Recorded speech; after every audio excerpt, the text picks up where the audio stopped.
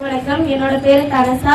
நான் காலைல 5 மணிக்கு எழுந்து 5:30 வரையும் யோகா பண்ணுவேன். 5:30 இருந்து 7 மணி வரையும் காலையில எழுந்து படிப்பேன். 7 மணில இருந்து 8 மணி வரையும் நான் அன்றாட வேலையை முடிச்சுட்டு 8 மணிக்கு திருப்பியும் வந்து சாப்பிட்டு எங்க அம்மா கிட்ட படிச்சு காட்டிடுவேன்.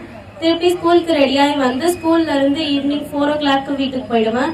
4 o'clock இருந்து 6 o'clock வரையும் நான் சாப்பிட்டு விளையாடிட்டு இருப்பேன். 6 o'clock இருந்து 10 o'clock வரையும் என்னோட ஹோம்ஒர்க்கை முடிச்சுட்டு டியூஷன் போயிட்டு அங்க இருக்கவங்க கிட்ட என்னோட ஹோம்ஒர்க்கை பத்தி சொல்லிடுவேன். அதே மாதிரி என்னோட ஃப்ரெண்ட்ஸ் கிட்ட நான் வந்து சொல்லுவேன், இன்னைக்கு ஸ்கூல்ல வந்து நான் இதெல்லாம் பண்ணேன் அந்த மாதிரி. அப்புறம் டீச்சர்ஸ் உங்களுக்கு தினமும் சொல்றத தயவு செஞ்சு நீங்களும் கேட்டுக்கோங்க. வந்தீங்கன்னா பேரண்ட்ஸ் உங்களுக்கு ஏதாவது வேலை சொன்னாங்கன்னா பால் வாங்கி தர்றது இல்லைன்னா வீடு தற்கிறது இந்த மாதிரி சின்ன சின்ன ஹெல்ப்பை வந்து உங்களோட பேரண்ட்ஸ்க்கு நீங்க செய்யுங்க. உங்க பேரண்ட்ஸ் வந்து உண்மையாலே உங்களை பார்த்து பெருமைப்படுவாங்க. உங்களோட யூனிஃபார்மை நீங்களே துவைச்சுக்க தினமும் நீங்களே செய்யுங்க. உங்களோட யூனிஃபார்ம் துவைங்க. ஷூவை கட்டிட்டு சாக்ஸை உடனே துவைக்க பாருங்க. நீங்க உடனே துவைச்சாதான் அதுல இருக்க ஸ்மெல்லு வராம இருக்கும்.